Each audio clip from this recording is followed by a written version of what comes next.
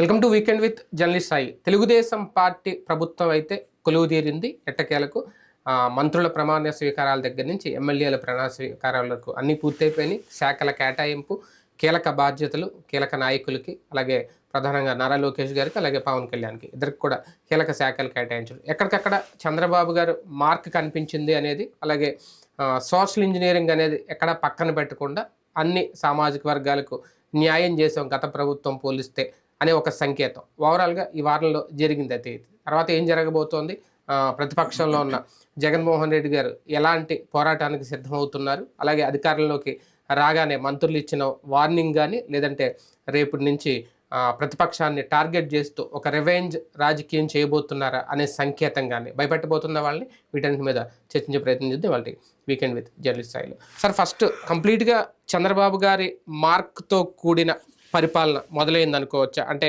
మంత్రుల శాఖలు కేటాయించే విషయంలో కానీ, లేదంటే వాళ్ళకి కొన్ని 5 శాఖలు ఇచ్చారు పవన్ కళ్యాణ్ గారికి, అంటే మిత్రపక్షానికి ఇచ్చిన గుర్తింపు కానీ ఇదంతా చూస్తే ఎవరు అధికారంలో ఉంటే వాళ్ళకి ఇష్టం వచ్చినట్టే శాఖలు ఇచ్చుకుంటారు.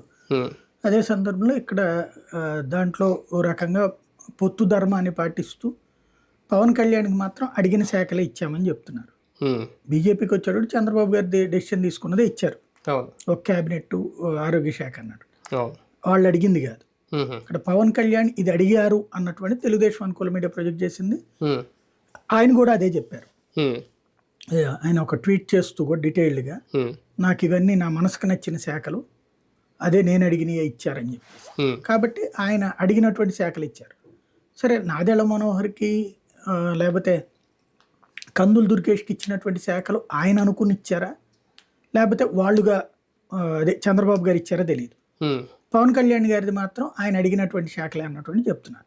టోటల్గా అయితే సాధారణంగా ముఖ్యమంత్రికి విచక్షణాధికారం ఉంటుంది, ఆయన ఏది కావాలంటే ప్రతి చోట కూడా ఎక్కడ తేడా రాకుండా జాగ్రత్తగా చూసుకున్నారు. పొత్తు ధర్మాన్ని చాలా పర్ఫెక్ట్గా చేస్తున్నారు. ఇంతకుముందు కూటమి ప్రభుత్వాన్ని నడిపించే చరిత్ర లేదు చంద్రబాబు గారికి. కూటమి ప్రభుత్వంలో డామినేటింగ్ రోల్లో ఉన్నారు, జాతీయ స్థాయిలో, రాష్ట్ర స్థాయిలోనైనా.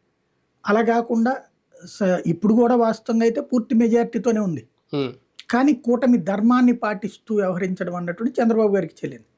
దానికి అనుగుణంగా అటు ఎప్పటికప్పుడు పవన్ కళ్యాణ్కి సముచిత గౌరవం ఇస్తూ డిప్యూటీ సీఎంలు కూడా మళ్ళీ అంతకుముందు అయితే ఇద్దరిని పెట్టారు.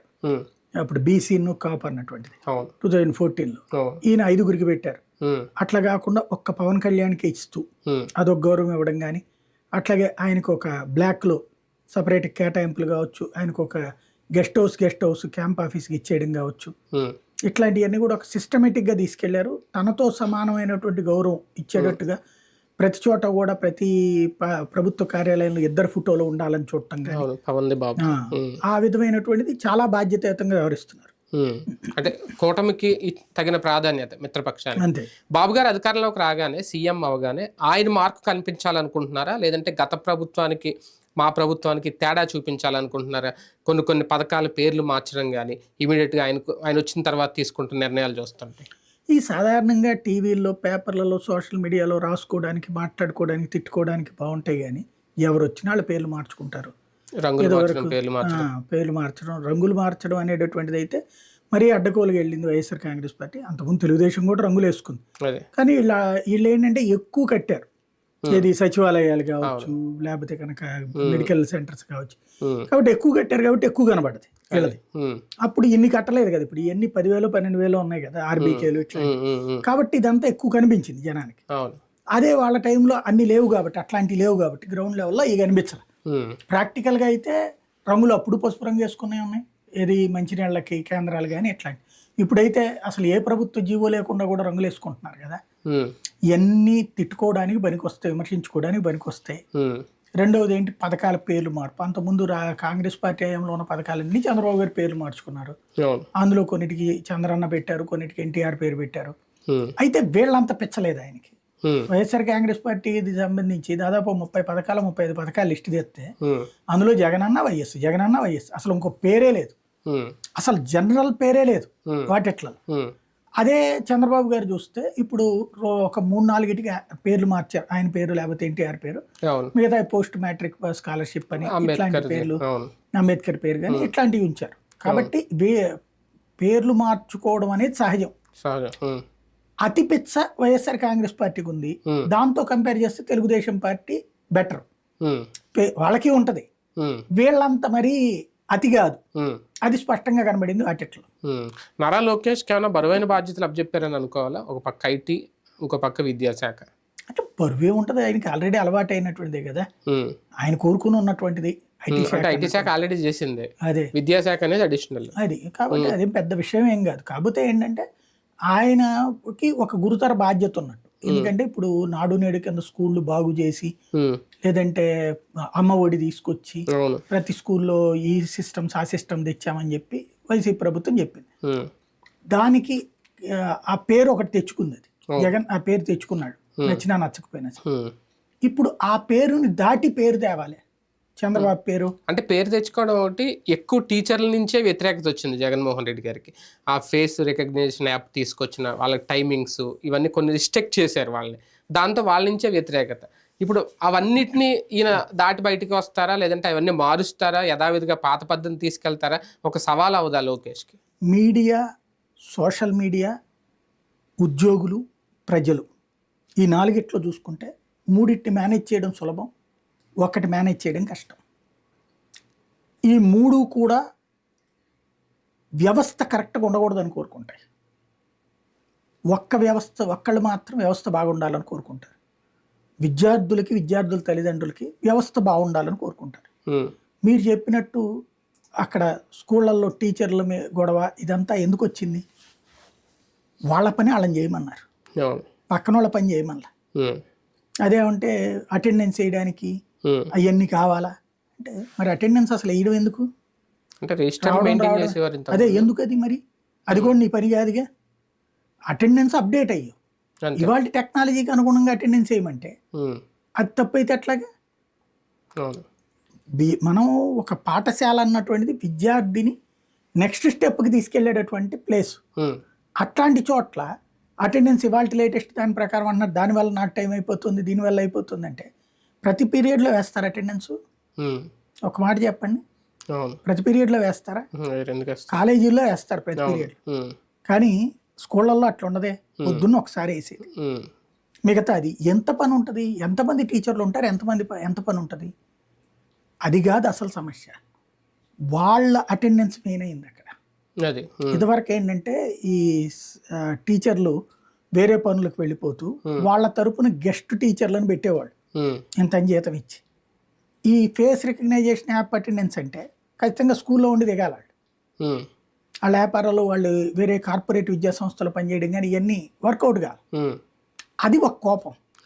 రెండవది ఏంటంటే పిల్లలకి మామూలుగా టీచర్ అంటే ఏంటి, ఇప్పుడు నేను పనిచేశాను ప్రైవేట్ స్కూల్లో, చేసినప్పుడు స్కూల్లో పాఠాలు చెప్పాలా, తర్వాత దానికి సంబంధించిన నోట్స్లు ఇంటి దగ్గర కూర్చొని మనం ప్రిపేర్ చేయాలా, తీసుకెళ్ళి మళ్ళీ 2 రోజు చెప్పడానికి. అట్లాగే వాళ్ళది స్లిప్ టెస్ట్లు అవి పెడతాం, అవన్నీ తీసుకెళ్ళి దిద్దాలా, ఇవన్నీ కూడా మనదే బాధ్యత. నాకు పొద్దు నుంచి సాయంత్రం దాకా ఇవన్నీ చూసుకుని మళ్ళీ ఈనాడికి వెళ్ళి వచ్చి రాత్రిపూట కూర్చుని దిద్దేవాడిని పేపర్లు. ఎందుకంటే మళ్ళీ 2 రోజులు ఇవ్వకపోతే అది కుదరదు. ఇందులో మనం ఏ విసుగుతోనూ మార్కులు వేసామంటే కనుక మళ్ళీ అలా హర్ట్ అవుతారు పిల్లలు, సైకలాజికల్గా సఫర్ అవుతారు. జాగ్రత్తగా ఆలోచించేయాలి.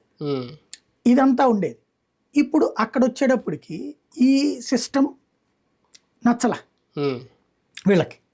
అన్నీ కూడా ఆ పనులు ఏది నువ్వే చూడు, నువ్వెందుకు చూడవు, హోంవర్క్ ఎందుకు చూడవు, ఇవన్నీ అనినే కదా ప్రవీణ్ ప్రకాష్ తిరిగింది. వాళ్ళ పని వాళ్ళని చేయమన్నారు, అది కోపం వచ్చింది. ఇప్పుడు వద్దంటారా లోకేష్ గారు? పట్టించుకోకుండా ఉంటే ఓకే, అప్పుడు పిల్లల భవిష్యత్తు బాగానే ఉంటుంది అనుకుంటే ఓకే. పిల్లలైతే పిల్లలు కూడా అదే కోరుకుంటారు, అడిగేవాళ్ళు లేకపోతే హ్యాపీ. కాకపోతే తర్వాత భవిష్యత్తు ఏంటి అనేది అడగకుండా ఉంటే కూడా హ్యాపీని. కాబట్టి విద్యా వ్యవస్థ అనేటటువంటిది ఒక గురుతర బాధ్యత. అప్డేటెడ్ టెక్నాలజీ, దానికి తగ్గట్టుగా టీచర్లను మోటివేట్ చేయడం, రిక్రూట్మెంట్లు చేయడం, ఇబ్బంది రాకుండా చూడటం, ఆ స్కూళ్ళల్లో వాళ్ళకి ఆహారం దగ్గర నుంచి అన్ని సక్రమంగా ఉండేలా చూడటం, ఇవాల్టి అవసరాలకు అనుగుణంగా అప్డేట్ చేయడం, అట్లాగే వాళ్ళందరికీ ఇబ్బంది కలగకుండా ఇప్పుడు వాళ్ళ పట్ల ఉంటే టీచర్లకు అనుకూలంగా ఉంటే విద్యార్థులకు వ్యతిరేకం, విద్యార్థులకు అనుకూలంగా ఉంటే టీచర్లకు వ్యతిరేకం. కాబట్టి దీన్ని ఎలా బ్యాలెన్స్ చేసుకొస్తారు అనేటటువంటిది సహజం. మీరు వాటిట్లో ఏం చేసినా మావులే, చూపెట్టేది రిజల్ట్. ఆ రిజల్ట్ బాగుందనుకోండి ఒక రకం, బాగాలేదనుకోండి ఇంకో రకం. కాబట్టి దాంట్లో దాన్ని బేస్ చేసుకుని పెర్ఫార్మెన్స్ లెక్కేసి జనం చూస్తారనుకోవడం భ్రమ. ఒక రకంగా మెగా డిఎస్ అనేది ఏళ్ల తరబడి నానుతుంది, ఏళ్ల తరబడి ఎదురు చూస్తున్నారు అభ్యర్థులందరూ కూడా. జగన్మోహన్ రెడ్డి గారు ఏదో అప్పుడు 6,000 పోస్టులు రిలీజ్ చేసినా సరే అది అవ్వలేదు. ఇప్పుడు 6,000 కాదు మేము 16,000 ఇచ్చామని చెప్పడం, చంద్రబాబు గారి అనుభవం చూడాలి, అక్కడ రాజకీయం చూడాలి. చేయనండి, కంప్లీట్ అవ్వాలి. ఇంతకుముందు 2018లో సంతకం అదే కదా, అవి అప్పుడు కూడా ముందు ఉద్యోగాలు అని చెప్పి 2018లో ఇచ్చారు, అమల్లోకి రాలేదు. మళ్ళీ వీళ్ళు వచ్చాక చేర్చాల్సి వచ్చింది. అంతకు ముందు రిక్రూట్మెంట్లే కూడా 2008 ఆ టైంలో కూడా వీళ్ళు వచ్చాక చేయాల్సి వచ్చింది. అట్లాంటి వాళ్ళని చేర్చుకోవడం వల్ల వీళ్ళు డిఎస్సి వేయడం మానేశారు. అదే పెద్ద సమస్య. ఇప్పుడు కావాల్సింది కొత్తగా వాస్తవంగా ఆ మధ్యన ఏంటి 25,000 30,000 ఉద్యోగాలు ఉన్నాయని చివరికి అది మర్చిపోయాం. ఇప్పుడు 16,000 ఇవ్వడం గ్రేట్ అంటున్నాం. అంటే మన 6,000తో పోల్చుకుంటే 16,000 అది బెటర్. 25,000 అని చెప్పాం. కాబట్టి ఇక ఇవన్నీ ఏం లేదు, ఇది హనీమూన్ పీరియడ్. 6 నెలల పాటు ఏం జరుగుతున్నా అంత అద్భుతం అనుకోవడమే కరెక్ట్. రిజల్ట్ ప్రారంభం అయ్యాక అంటే మనకి హాఫ్ ఇయర్లీ తర్వాత నుంచి సీరియస్ గా కాన్సన్ట్రేట్ చేస్తాం పిల్లల కెరీర్ మీద. ఈ లోపు వాళ్ళ స్వేచ్ఛ వాళ్ళకి అది ఉంటది. ఇప్పుడు ప్రస్తుతం కొత్త ప్రభుత్వానికి ఒక 6 నెలల దాకా ఎక్కువ విమర్శించకుండా, ఎందుకంటే ప్రతిదానికి మనం అడ్డు పెట్టకూడదు. నువ్వు వచ్చేస్తాం తప్పు, నువ్వు ఇచ్చేస్తాం తప్పు అన్నట్టు చక్కగా వాళ్ళని చేయనియాలి. వాళ్ళ ఆలోచనలు ఏంటో అందుకొనియాలి. ఏమన్నా వీలైతే ప్రోత్సహించాలి, మంచిగా చేయమనాలి. ఇందులో ఇంకా చేయించండి అని కూడా చెప్పచ్చు.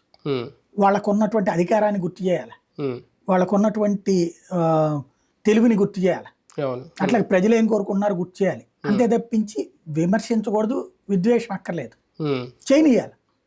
6 నెలల తర్వాత నుంచి ఏం రిజల్ట్ అవసరం అవుతుందంటే ఇచ్చిన హామీలకు సంబంధించినటువంటి ఇష్యూస్ వస్తాయి. ఎందుకు 6 నెలలు దాటి ఎక్స్పెక్ట్ చేయరు కదా, గ్యాప్ వేగంగా కావాలని కోరుకుంటారు కదా. గతంలో అట్లాగా 6 నెలల లోపే ఇంప్లిమెంట్ అయినాయి కాబట్టి సహజంగా చర్చకు వస్తాయి. అప్పుడు మాట్లాడుకోవాలి, కానీ అప్పటిదాకా చక్కగా చేసుకోమంటమే బెటర్. పవన్ కళ్యాణ్ గారు ఆ శాఖలు ఏరి కోరి తీసుకోవడానికి కారణం ఏంటి అనేది ఒకటి. ఎందుకంటే గ్రామాల అభివృద్ధో లేదంటే తాగునీటి సమస్యని గ్రామాల్లో పూర్తిగా పరిష్కరించడం, నిన్న కూడా ఆ ఉద్యానవన శాఖతో ఉపాధి హామీ పనులు అనుసంధానం చేయడం, ఒక పక్కా వ్యూహంతో ప్రణాళికతోనే ఆ శాఖలు తీసుకొని పవర్లోకి వచ్చారా పవన్ కళ్యాణ్ గారు అని అనుకోవాలి. అంటే ఆయన కోరుకున్న, ఆయనకి గ్రామీణ ప్రాంతాలంటే ఇష్టం కాబట్టి వాటి గురించి చాలా మంది చెప్పుంటారు.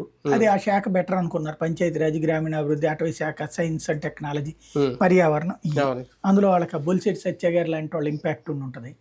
కాబట్టి ఆయన పర్యావరణం వేత్త కాబట్టి ఆయన లాంటి వాళ్ళు పర్యావరణం కూడా మీకుంటే బాగుంటుంది అంటే ఆ శాఖ కూడా ఇచ్చి ఉంటారు. ఎందుకంటే దానికి ఎవరు పోటీ పడరు. పర్యావరణ అటవీ శాఖల కోసం ఎవడు పోటీ పడ్డా బేసిక్. బట్ చాలా మంచి శాఖ, మనసుకి హత్తుకునే శాఖలే. అంటే ఈయన లాంటి వాడికి, ఎందుకంటే ఈయనకి ఆ వ్యవసాయం దాని మీద మక్కువ ఉంది, ఫామ్ హౌస్ అయి నడుపుతుంటారు, ప్లస్ సిస్టమేటిక్ ఉండాలని కోరుకుంటారు. కాబట్టి ఇప్పుడు అసలు పాయింట్ అలా ఏంటంటే ఆయన కోరుకున్నది ఆయనకి లభించినాయి. ఆచరణ ఇప్పుడు తెలుస్తుంది, కష్టాలు ఎట్లా ఉంటాయి ఏంటి అనేటువంటి. ఇప్పుడు ఫర్ ఎగ్జాంపుల్ ఇవాళ పత్రికలు అయితే రకరకాలు రాస్తుంటాయి. అందులో ఏం రాసుకొచ్చారు, డబ్బులన్నీ దారి మళ్లించారని రాశారు. నేను సమీక్షించారు, దారి మళ్లించినట్టు ఎటుకు దారికి మళ్లించారు, దాన్ని తీసుకెళ్ళేమన్నా దాని పేరేంటది అమ్మఒడికి ఏమన్నా మార్చారా, లేకపోతే కనుక జగన్కి వేరే సోకులకి ఏమన్నా మార్చారా? లేదు.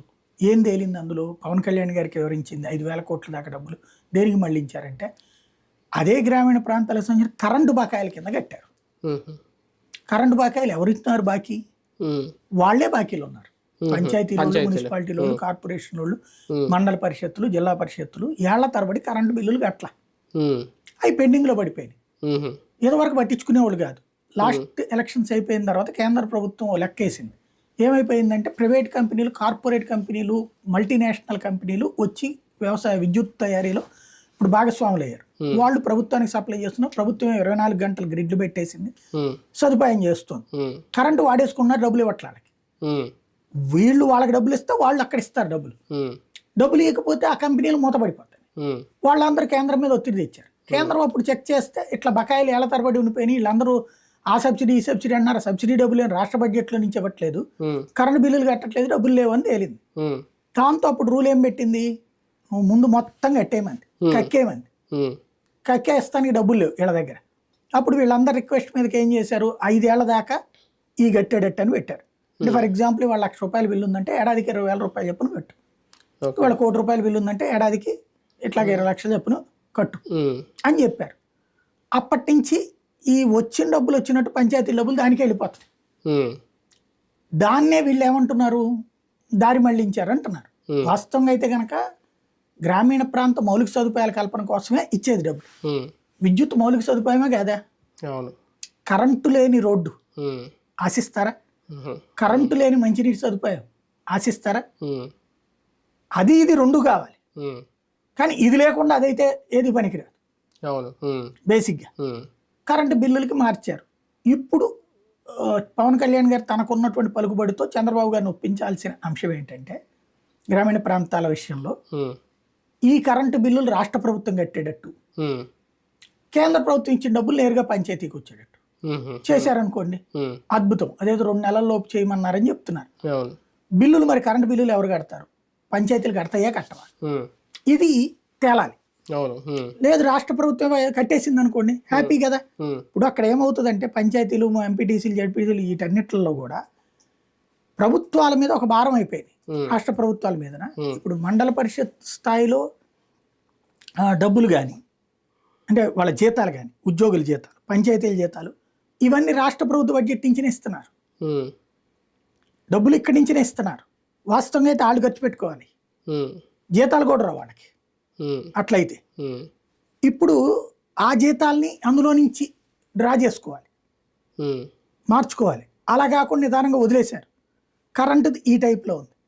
ఇప్పుడు ఇది సమస్య పరిష్కరించి అటు కరెంటు బిల్లులు కట్టేసి, ఇటు వీళ్ళందరికీ పథకాలు ఇచ్చేసి, అంటే ఈ కరెంటు పర్ఫెక్ట్గా ఇచ్చేసేసి వాళ్ళకి ఆ డబ్బులు నేరుగా వాళ్ళ అకౌంట్లో వేపిస్తే హ్యాట్స్ ఆఫ్ సక్సెస్.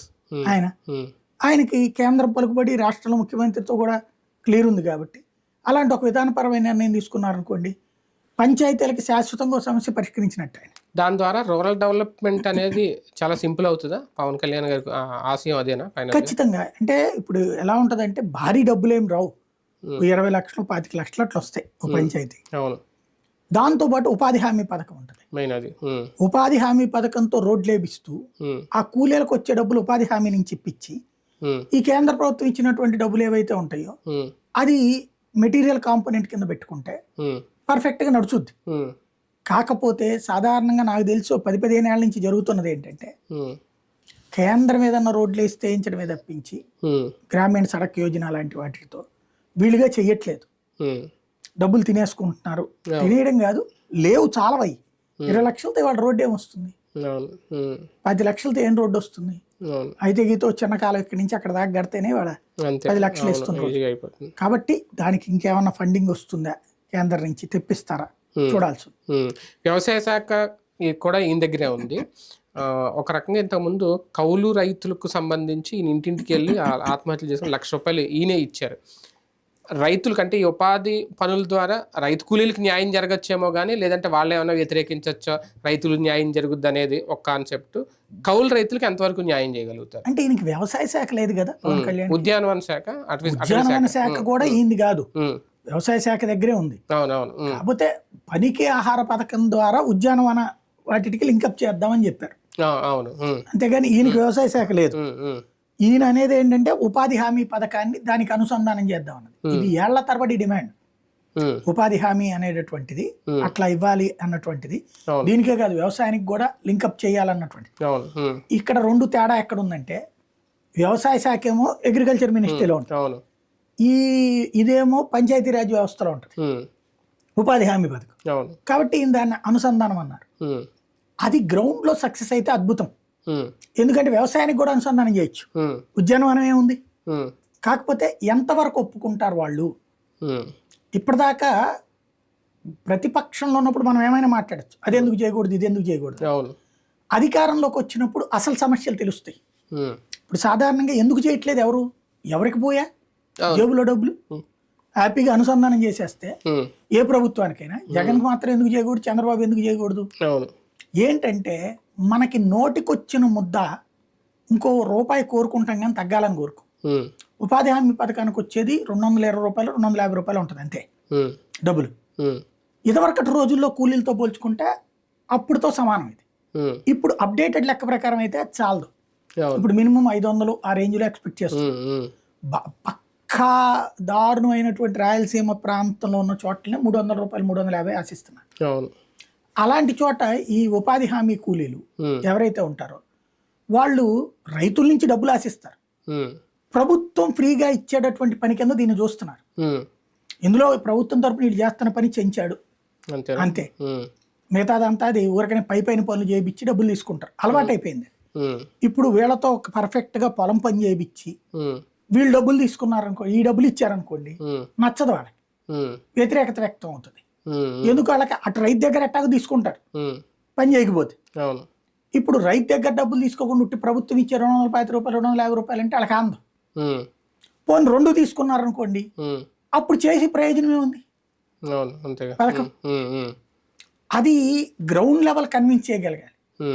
రైతుల దగ్గర నుంచి మామూలుగా మీరు 500 తీసుకుంటావు కదమ్మా, 300 తీసుకో, ఈ 200 తీసుకో, 500 అవుతుంది అని చెప్పి అటు రైతుకి ప్రయోజనం చేకూర్చాలి, ఇటు వీళ్ళకి ప్రయోజనం చేకూర్చాలి. కానీ అప్పుడు దీన్ని వీళ్ళు ఫీల్ అవ్వరు ప్రభుత్వం ఇచ్చినట్టుగా. ఇది ప్రభుత్వం ఇచ్చినట్టుగా లెక్క కావాలి. లేదు అసలు డబ్బులే తీసుకోకుండా చేయమంటే వాళ్ళలో వ్యతిరేకత వస్తుంది. ఈసారి మంత్రుల్లో, ఈసారి క్యాబినెట్లో కొత్తదనం ఏమన్నా కనిపించబోతుందా? మొత్తం మంత్రులందరికీ ఒక ఫ్రీడమ్, ఇప్పటివరకు ఏ ముఖ్యమంత్రి ఇవ్వని స్వేచ్ఛ చంద్రబాబు నాయుడు గారు అని ఇచ్చారనుకోవాలా? ప్రస్తుతానికి స్టార్టింగ్ డేస్ అయితే వీళ్ళందరూ మాట్లాడిన మాటలు చాలా బాగున్నాయి. అవును, వాళ్ళ శాఖల గురించి అనిత మాట్లాడినటువంటి మాటలు, లేకపోతే బాగున్నాయి. ఇదే స్వేచ్ఛ కొనసాగాలని కోరుకున్నాం. స్వేచ్ఛ అనేటటువంటిది మాటలకు పరిమితం కాదు, విధానపరమైన నిర్ణయాలు మంత్రులు తీసుకున్నప్పుడు పర్ఫెక్ట్.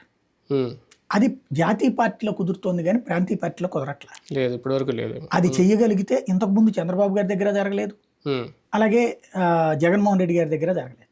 అది పేరుకు మాత్రమే ఉంటున్నాయి. వాళ్ళతో పోల్చుకుంటే వీళ్ళందరూ స్వేచ్ఛగా మాట్లాడారు. వాళ్ళలో స్వేచ్ఛగా తిట్టారు, లేకపోతే రాజకీయాలు మాట్లాడారు, కానీ స్వేచ్ఛగా తమ శాఖల గురించి మాట్లాడింది తక్కువ. అది కూడా తిట్టడం కోసమే మాట్లాడారు. అనిల్ కుమార్ యాదవ్, ఇట్లా అంబటి రాంబోల్ ఇట్లాంటి వాళ్ళు.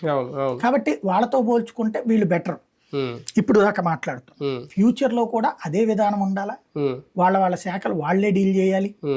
అది ఒక నిజమైనటువంటి, అంటే జాతీయ పార్టీల క్యాబినెట్ ఉన్నట్టు దీన్ని నడపగలుగుతారా? నడిపితే అద్భుతం. అవును. ఈ 15 రోజుల్లో చూసుకుంటే ఓకే, కొంతమంది ఛార్జ్ తీసుకున్నా తీసుకోకపోయినా చాలా అగ్రెసివ్గా అయితే దూసుకెళ్ళిపోతున్నారు. డే 1 నుంచే నారా లోకేష్ గారు ప్రజా దర్బార్ అని చెప్పి ప్రజల నుంచే స్వీకరించడం, పవన్ కళ్యాణ్ గారు, లేదంటే అనిత హోంశాఖ, కీలక శాఖలన్నీ కూడా. అంటే వీళ్ళు బాబు గారి చెప్పినట్టే వెళ్తున్నారు, ఇండివిజువల్గా డెసిషన్స్ తీసుకుంటున్నారు. ఈ 15 రోజులు చూస్తే ఈ 15 రోజుల్లో డెసిషన్స్ ఏం తీసుకోలేదు వీళ్ళు. డెసిషన్స్ తీసుకుంటే అనిత ఎవరెవరికైతే అక్కడ ధ్వంసాలు జరిగినాయి వాళ్ళకి ఫోన్లు చేసి ఎస్ఐలకు సిఐలకు ఎందుకు జరిగింది అనేది ఎంక్వైరీ చేసి వాళ్ళ మీద కేసులు కట్టమని చెప్పి ఉండాలి. ఈవెన్ వైసీపీ వాళ్ళు దాడి చేసినా కేసు పెట్టమనాలా, టీడీపీ వాళ్ళు దాడి చేసినా కేసు పెట్టమనాలి. అది స్టేట్మెంట్ ఇచ్చారు కానీ గ్రౌండ్ లో జరగలేదు కదా. మాట వరకు బాగుంది, చేతలు ఇంకా జరగల. ప్రస్తుతానికి అన్నీ కూడా మాటల్లో నడుస్తున్నాయి, అద్భుతంగానే ఉంది. స్టేట్మెంట్లు, సివిల్ సప్లైస్ నాదెళ్ల మనోహర్ రెడ్డి చూసి రావడం, అవి ఆపడం, ఇట్లాంటివన్నీ కూడా చేతలలో రేపు పొద్దున. అంటే ప్రజెంట్ సిచ్యువేషన్ గురించి ఎవరో మాట్లాడలేదు, ఈ దాడులు విధ్వంసాల గురించి. అప్పుడు బాబు గారు సమయంతో ఉండండి, వాళ్ళు రెచ్చగొట్టినా మీరు రెచ్చిపోవద్దు, వైసీపీ వాళ్ళు అన్న ఆ స్టేట్మెంట్ తర్వాత దాని గురించి ఎవరో మాట్లాడలేదు. అనిత మాట్లాడింది కూడా ఏంటంటే, ఆమె చెప్పింది కూడా గతంలో ఏ కేసులు అయితే ఉన్నాయో డాక్టర్ సుధాకర్ దగ్గర నుంచి మొత్తం అన్నీ మేము మళ్ళీ రీఓపెన్ చేస్తాం, ఎవరిని వదలం, ఈ వార్నింగ్లే నడుస్తున్నాయి తప్ప ప్రస్తుతం జరిగిన విధ్వంసాల గురించి అయితే ఎవరు మాట్లాడట్లేదు. అదే అనేది అవన్నీ ఇప్పుడే కాదు, భవిష్యత్తులో రాబోయేటువంటి రోజులు ఆ కేసులు ఎట్లుంటాయి ఏంటుంటాయి అనేది చూడాలి. ప్రస్తుతానికి అంతా కూడా రాజకీయంగా ఉత్సాహం కొద్దీ మాట్లాడతారు, ఊపు కొద్దీ మాట్లాడతారు. అవన్నీ ప్రాక్టికల్గా ఏం జరుగుతాయి అవన్నీ ఫ్యూచర్లో వర్క్ను బట్టి చూడాలి. ఇప్పుడు ఈ 4 రోజుల్లో వర్క్ చేసి స్టేట్మెంట్లు చూస్తే రివెంజ్ పాలిటిక్స్ చేయడానికి రెడీగా ఉన్నాం అనే సంకేతాలు ఏం కనిపించట్లేదు. చూడాలంటున్నది మనం, వాళ్ళు మాటల పరంగా చూస్తే రివెంజ్ మాటలే ఉన్నాయి. అవును, బాగా అచ్చెన్నాయుడు మాట్లాడినా వీళ్ళందరూ మాట్లాడి అవన్నీ ప్రాక్టికల్ గా ఏం జరుగుతుంది అనేది చూడాలి. రివెంజ్ పాలిటిక్స్ వెళ్ళింది అనుకోండి, ఇక భవిష్యత్తులో కూడా రివెంజ్ పాలిటిక్సే ఉంటది. జనాలు కూడా అటో ఇటో ఉండాలి, తన్నుకోవాలి, జావాలి. అదే జనం కోరుకుంటున్నారా? చూద్దాం. 1వ తారీఖు రాబోతోంది, జూలై 1వ తారీఖు. డబ్బులు ఎలా ఇస్తారు ఏంటి ఇవన్నీ కంటే ఇచ్చే వాళ్ళ గురించి మాట్లాడుకుంటే వాలంటీర్లు అంటే వీళ్ళు చెప్పింది ఇంటికి వెళ్ళే మేము ఇస్తాము అనేది మేము అధికారంలోకి రాగానే. ఒక పక్క వాలంటీర్లు చాలామంది రాజీనామా చేస్తున్నారు. చాలా చోట్ల అన్ని చోట్ల నిమ్మల రామారాయణ కలిశారు, అచ్చెన్నాయుడు కలిశారు, అందరినీ కలిశారు. తీసుకుంటామనే హామీ అయితే ఇవ్వట్లేదు. పైగా మీరు ఎవరైతే మీతో రాజీనామా చేయించారో వాళ్ళ మీద కేసులు పెట్టండి, అప్పుడు ఆలోచిద్దాం అంటున్నారు. వాలంటీర్ల విషయంలో టీడీపీ ఇంకా క్లారిటీ లేదా? ఎందుకంటే ఇంకా 10 రోజుల్లో టైం ఉంది. లేదా ఒక జన్మభూమి కమిటీ లాగా మళ్ళీ కొత్త వాళ్ళని రిక్రూట్ చేసుకుంటుందా ఏంటి అసలు ఆలోచన వాళ్ళది? చూడాలి. ఇవాళ అంటే ఈ 2 రోజులు వచ్చేటప్పటికి మంత్రివర్గము ఈ హడావిడిలో ఉన్నారు. ఆ తర్వాత ప్రమాణ స్వీకారాలు, అసెంబ్లీ ఈ గొడవ ఉంది. ఇప్పటి నుంచి ఏం చేస్తారో చూడాలి. ఆల్రెడీ వాలంటీర్లలో ఒక 90 వేల మంది ఏమో రిజైన్ చేయడము, తొలగించబడ్డమో జరుగున్నది. మిగతా 1,50,000 ఉన్నారు. ఒక చర్చ ఏం నడుస్తున్నదంటే ఇదివరకు 40 ఏళ్లకి 50 ఏళ్లకి ఒకటి అన్నారు కదా, ఒక వాలంటీర్ అన్నారు కదా. ఇప్పుడు ఒక సచివాలయ పరిధిలో ఇప్పుడు 10 మంది దాకా వాలంటీర్లు ఉన్నట్టు. ఇప్పుడు అట్లా కాకుండా ఏదో సచివాలయ పరిధికి 3-5 పెడతారంటున్నారు. ఎందుకంటే జీతము ఎక్కువ వాళ్ళకి వర్క్ పెంచుతున్నట్టు. అప్పుడు ఆ విధం వైపుకి వెళ్తారా చూడాలి. అప్పుడు 1వ తారీఖు నుంచి 10వ తారీఖు వరకు ఇస్తా ఉంటారేమో. అంతే. అంటే ఒక రోజు అలా అవ్వదు కదా, ఆ నెలలు ఉంటే. ఒక రకంగా వాలంటీర్ వ్యవస్థ అయితే కంటిన్యూ చేసే ఆలోచన ఉంది. అంటే ముందు వెళ్ళి చెప్పారు కదా, అంతే. మళ్ళీ జన్మభూమి కమిటీ లాంటి ఏమన్నా రీప్లేస్ చేస్తారా? లేదు, అది చూడాలి నెక్స్ట్ ఏంటనేది. మనం ఇప్పుడే జడ్జ్ చేయలేము. కానీ వాళ్ళైతే వాలంటీరే ఉంచుతానన్నారు కాబట్టి దాన్ని జన్మభూమి కమిటీ లాగా మారుస్తారా అనేది ఇప్పుడే తేలదు. ఇప్పుడు వాలంటీర్ అనినే పెట్టేసి కంటిన్యూ చేసి రేపు పొద్దున భవిష్యత్తులో వాళ్ళు డబ్బులు అడిగారు అనుకోండి. ఇంతవరకు అయితే వాలంటీర్ల మీద అవినీతి ఆరోపణలు ఏం రాలేదు, డబ్బులు తీసుకుంటున్నారు. ఇప్పుడు మొన్న అయితే దీంట్లో ఒక ఆరోపణ ఏమొచ్చిందంటే ఎవరు బైరెడ్డి రాజశేఖర్ వాలంటీర్ పోస్టులు ఇప్పిస్తామని 5 లక్షలు అడుగుతున్నారు, తాట తీస్తానని వార్నింగ్ ఇచ్చాడు. ఇదివరకు వాలంటీర్ రిక్రూట్మెంట్ దగ్గర ఎవరు లంచాలు తీసుకున్నట్టు చూడాలి. వైసీపీ వాళ్ళు ఎంతో మందిని వాలంటీర్లు పెట్టినా డబ్బులు ఇచ్చి వాలంటీర్ అయ్యామని ఎవడో చెప్పారు. అంటే అప్పుడు వాలంటీర్లకే కొంచెం టైట్ గా దొరికేవారు కాదు. మెయిన్ అంటే 5,000 గౌరవ వేతనం, ఇప్పుడు 10,000 అనేసరికి వాళ్ళ ఇంట్రెస్ట్ చూపిస్తున్నారు. అది కాబట్టి అందుకని చెప్పేసి ఏంటనేది చూడాలి ఇప్పుడు. కానీ రేపు 1వ తారీఖున అంటే బడ్జెట్ ప్రకారంగా ఇవ్వాల్సిన డబ్బులు ఏదో ఇప్పటికే అప్పులు ఉన్నాయి, 42,000 కోట్లు ఎంతో రావాలి. ఇదంతా సింపుల్ గానే అయిపోద్దా? మొత్తం 7,000 రూపాయలు ఇవ్వాల్సి వస్తుంది అనుకుంటే ఇప్పుడు చంద్రబాబు గారు చెప్పిన దాని ప్రకారం. సెప్టెంబర్, అక్టోబర్ దాకా ప్రాబ్లం ఉండదు నాకు తెలిసి, నాకున్న అవగాహన ప్రకారం. ఎందుకంటే ఇప్పటికే ఇప్పుడు జగన్ పరిపాలన స్టార్ట్ అయినప్పుడు యనమల రామకృష్ణ గారు చెప్పిన లెక్క 100 కోట్ల రూపాయలు అక్కడ బడ్జెట్ లో చేతిలో ఉన్నాయి, ట్రెజరీలు. 100 కోట్లతో జీతం కూడా ఎట్లా ఇస్తాడో చూడాలా అని చెప్పారు. ఇప్పుడైతే 5,500 కోట్ల రూపాయల చేతిలో ఉన్నాయి. అంతే. 5,500 కోట్లు వెనక ఈ ట్యాక్స్ ఇది వచ్చినాయి, బిల్లులు ఉంటాయి 30,000 కోట్లు, 40,000 కోట్లు ఉంటాయి. జిఎస్టీ వాటా కింద 5,500 కోట్లు అయితే చేతిలో ఉన్నాయి. అవి కాకుండా అప్పు తీసుకోవడానికి కూడా అర్హత ఉన్నది ఇక్కడ ఆ టైంలో. అప్పుడు అప్పులు కూడా కంప్లీట్ గా తీసేసినటువంటి సిచ్యువేషన్. ఇప్పుడు అప్పులకు ఒక ఛాయిస్ ఉంది దాంట్లో. కాబట్టి అప్పుల పరంగా దాదాపు 20-30,000 కోట్లు తీసుకోవచ్చు. టోటల్ గా 40,000 కోట్లు అయితే 20,000 కోట్లు అప్పుడు తీసుకున్నారు వైసీపీ వాళ్ళు, వీళ్ళకి 20,000 కోట్లు దాకా. కాబట్టి తీసుకోవచ్చు. ఫస్ట్ లో ఏం ప్రాబ్లం రాదు. ఈ అప్పులకు సంబంధించిన అమౌంట్ పూర్తి అయిపోయాక అప్పుడు ఎట్లా అన్నది చూడాలి. మేబీ నాకు తెలిసి రేపు ఎల్లుండో ఈ అసెంబ్లీలో బిగిన్ అయిన తర్వాత శ్వేతపత్రం అని రిలీజ్ చేస్తారు. 2 లక్షల కోట్ల అప్పులు ఉన్నాయి, ఎంత వడ్డీ కట్టాలి, ఎంత కిస్తీ కట్టాలి ఏడాదికి, దీంతో రాష్ట్రం నాశనం అయిపోయింది, దానివల్ల రాష్ట్రం ఇంకేం చేయలేని పరిస్థితుంది.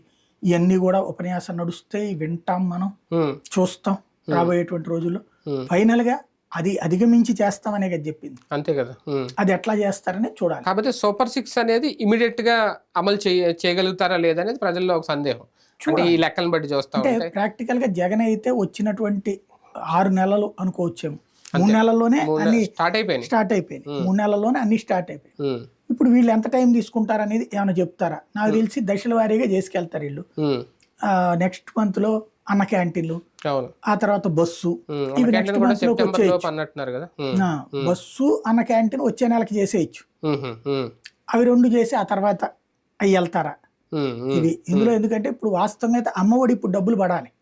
ఇప్పుడు జగన్ టైంలో అమ్మఒడి స్కూల్స్ తెరిచిన టైంలోనే కదా వేసుకోవచ్చు. ఇప్పుడు అమ్మఒడికి సంబంధించిన డబ్బులు పడాలి. వీళ్ళు అందులో ఒకటి కాదు, ఎంతమంది ఉంటే అంతమందికి.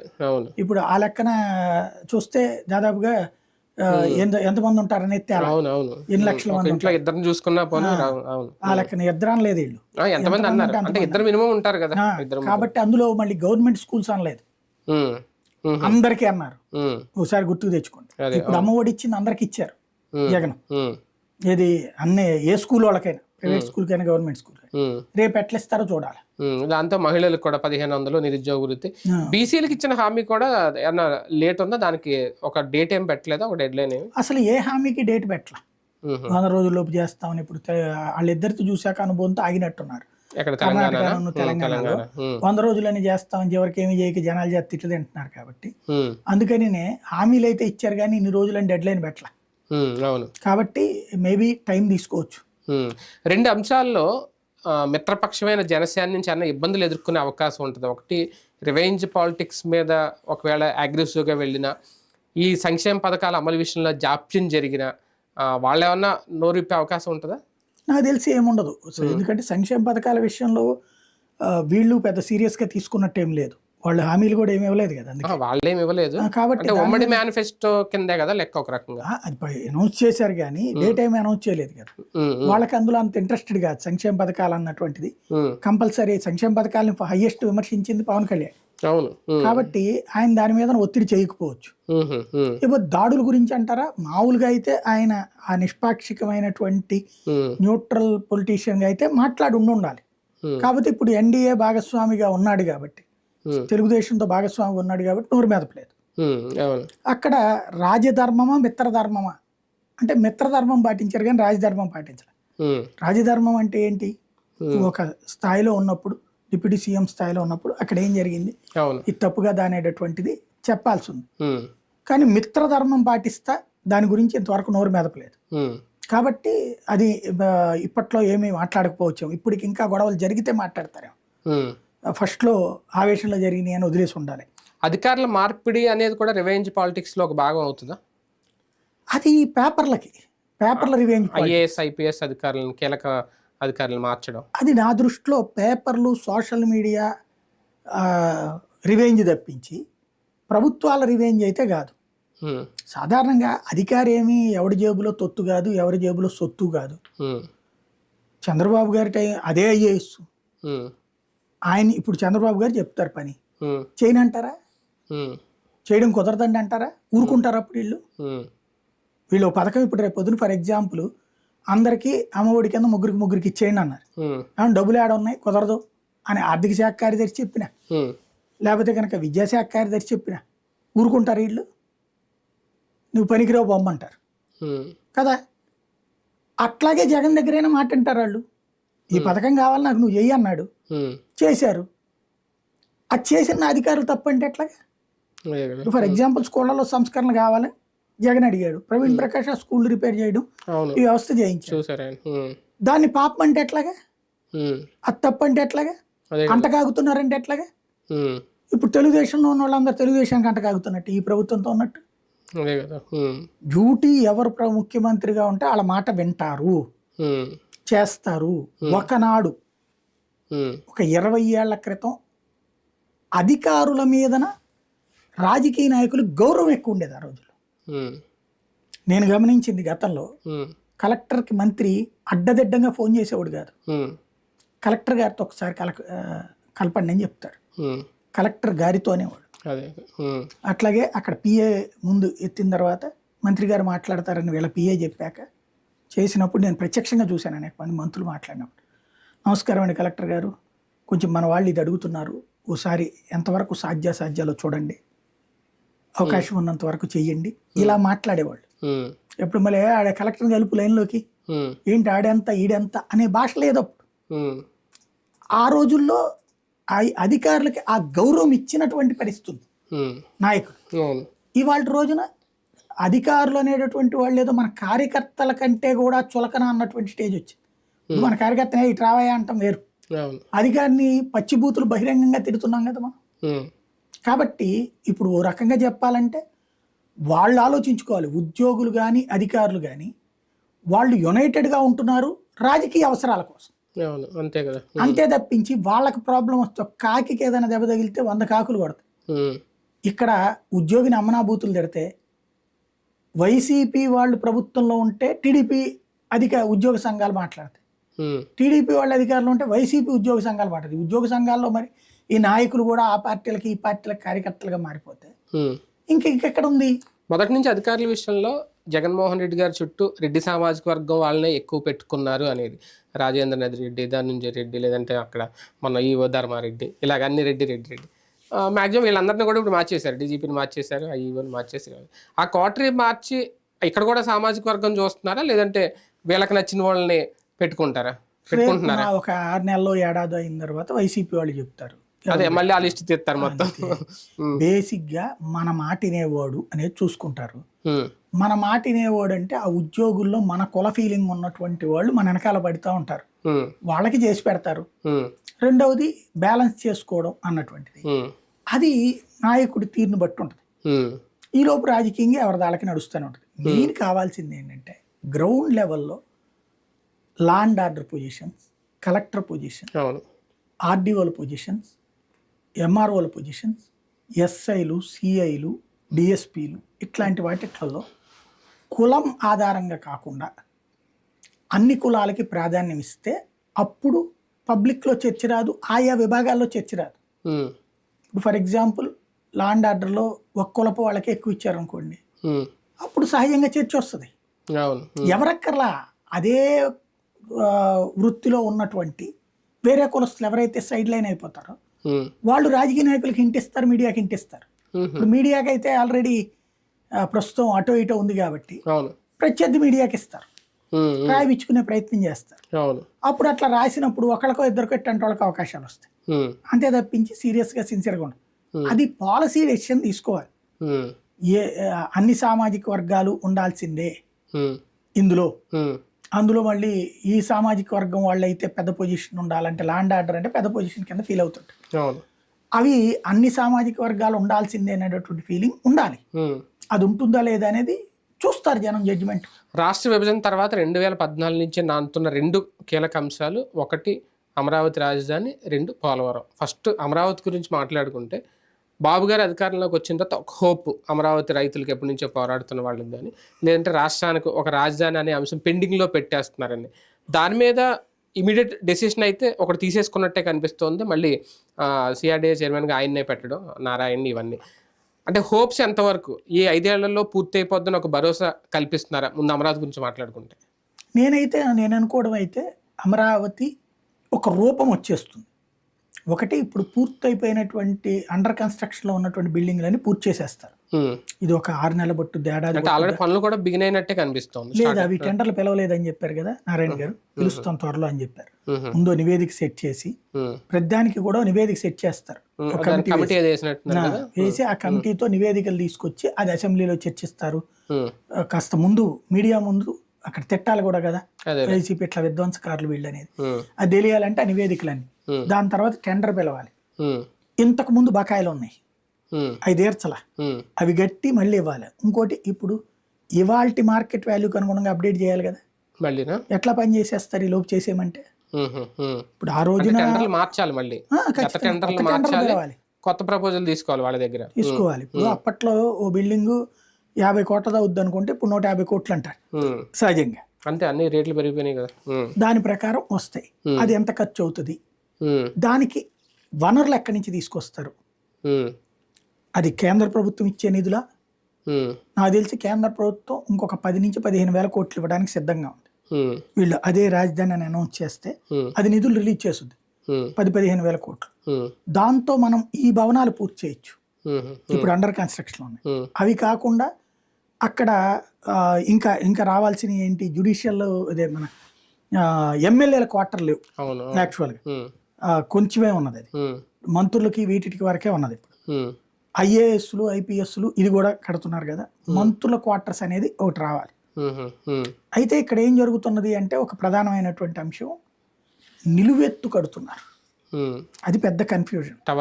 టవర్స్ వాళ్ళకి కోరుకునేది, ఇవాళ ఒక ఐఏఎస్ అపార్ట్మెంట్లో ఉండడానికి అంటే కూడా ఫ్రీ హ్యాండ్కి ఇష్టపడతాడు, ఓ మంత్రి అయినా ఇండివిజువల్కి ఇష్టపడతాడు.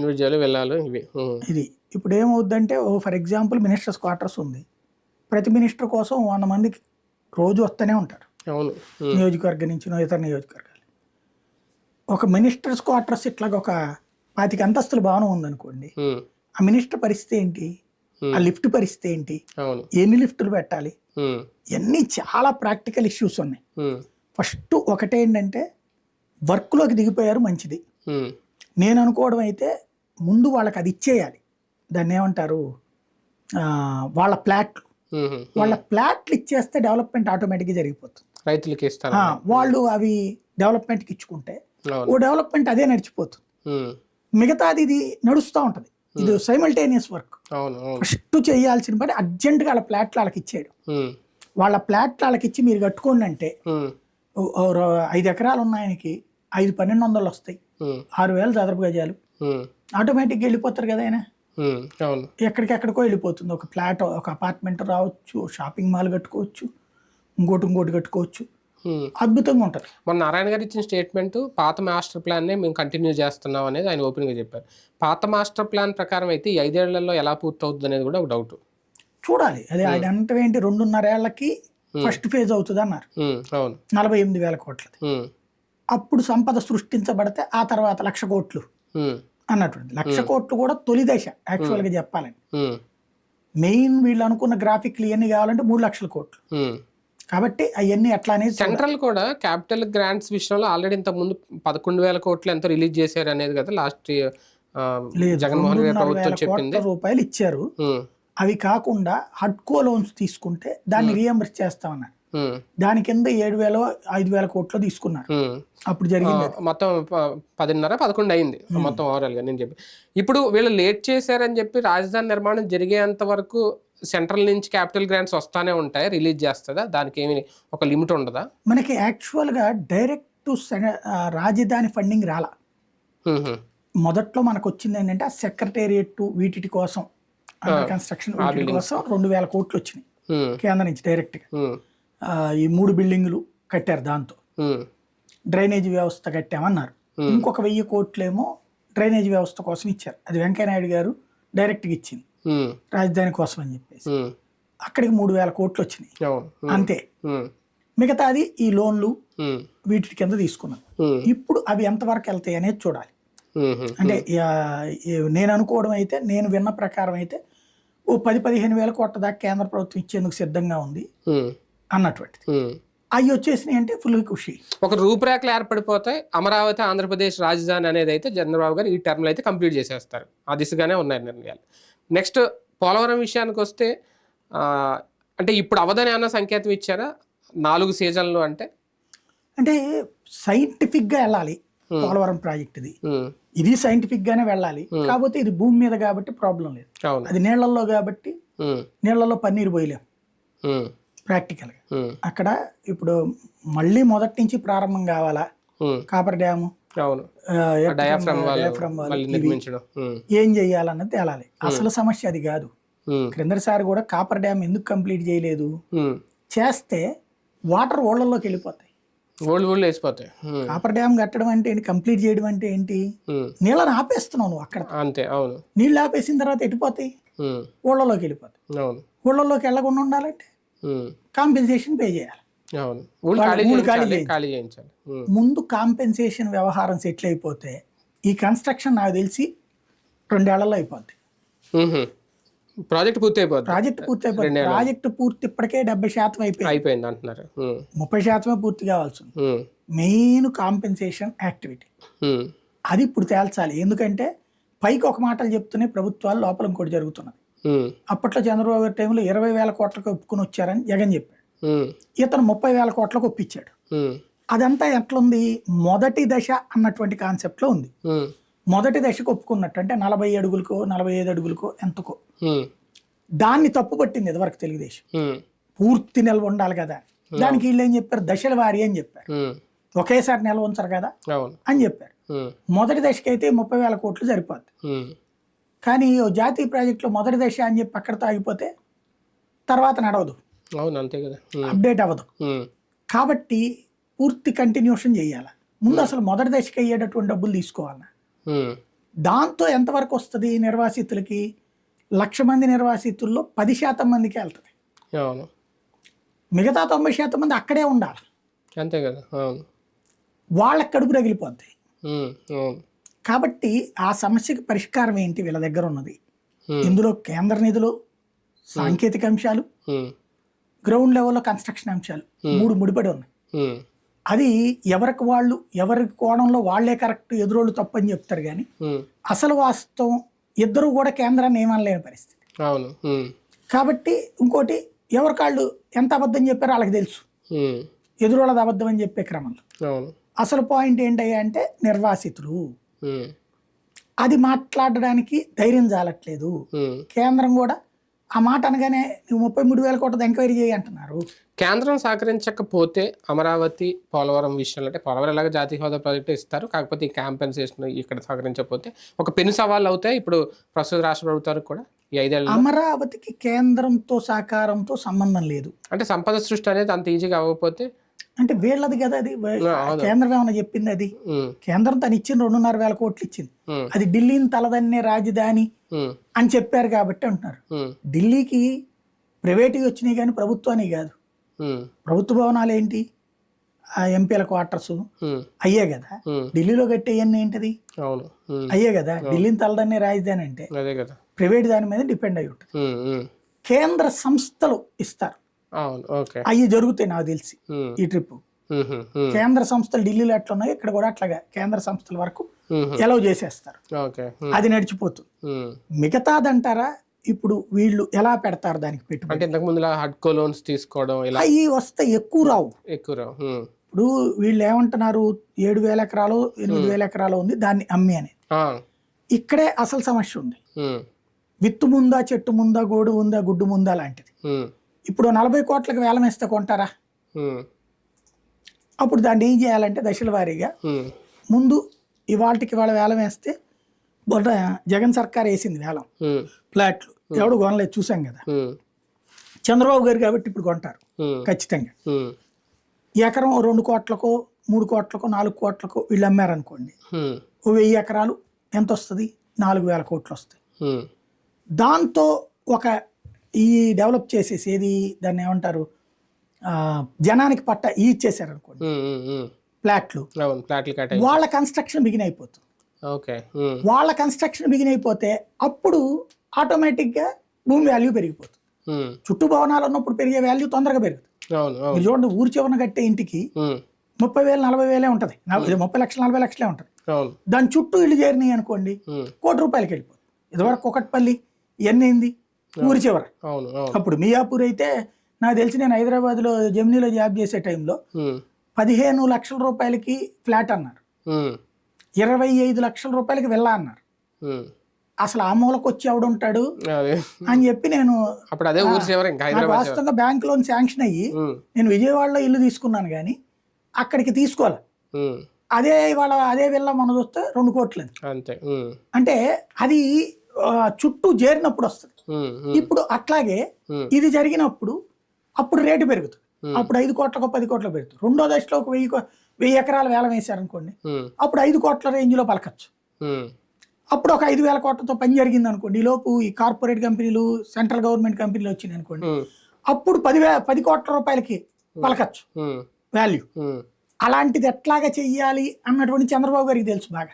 ఈ 15 రోజుల్లో ఒక పక్క అధికారంలోకి వచ్చిన తర్వాత తమ పనులు చూసుకుంటూ ప్రమాణ స్వీకారాలు ఇవన్నీ చేస్తూనే జగన్మోహన్ రెడ్డి మీద ఇంకా వ్యతిరేకత క్రియేట్ చేసే కార్యక్రమంలో భాగంగా రుషికొండలో అక్కడ ఆ ఫోటోలన్నీ తీయడం, జగన్ జల్సా ప్యాలెస్ అనేది ఎంతవరకు మైలేజ్ తెచ్చుకున్నారు, ఎంతవరకు జగన్ డ్యామేజ్ చేశారు దానివల్ల? ఇప్పుడు అతనంతా దుబారా చేశాడు అనేటటువంటి నేషనల్ మీడియాలో చర్చకి కానీ మిగతాది కానీ, సేమ్ టైం వాళ్ళ కార్యకర్తలందరికీ ఓ సంతోషాన్ని ఇచ్చారు. వారిని 500 కోట్లతో ఎంత మంచిగా కట్టాడు అన్నట్టు. అది అంతేనా? అంతే కదా.